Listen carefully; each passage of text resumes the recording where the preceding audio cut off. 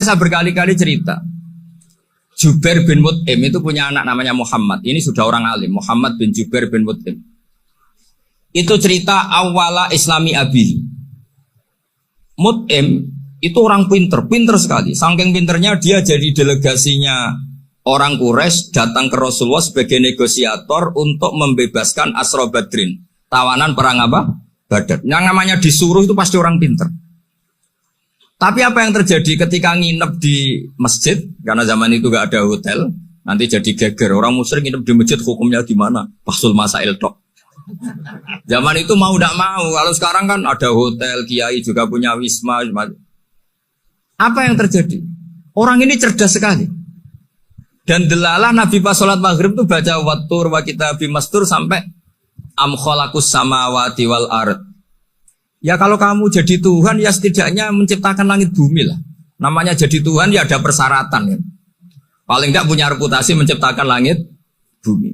Atau kalau jadi Tuhan setidaknya reputasinya itu enggak diciptakan yang lain. Am khuliqu min ghairi syai'in. Ini jadi Tuhan kok punya bapak, punya ibu.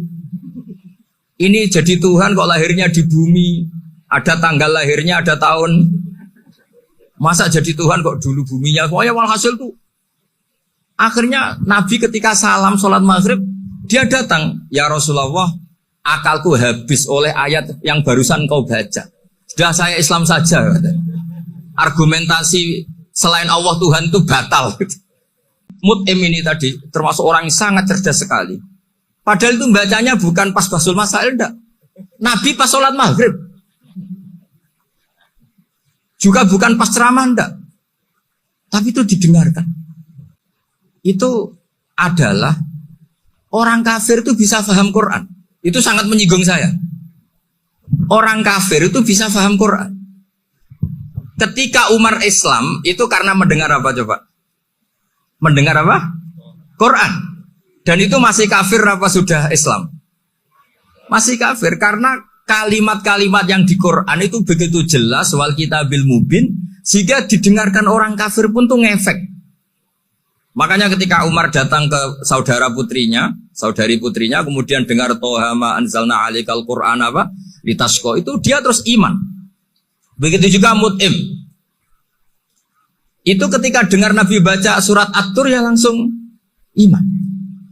Muhammad bin Jubair bin Mut'im ini itu menjadi Islam ya karena mendengar Quran. Padahal dia saat itu masih apa? Kafir.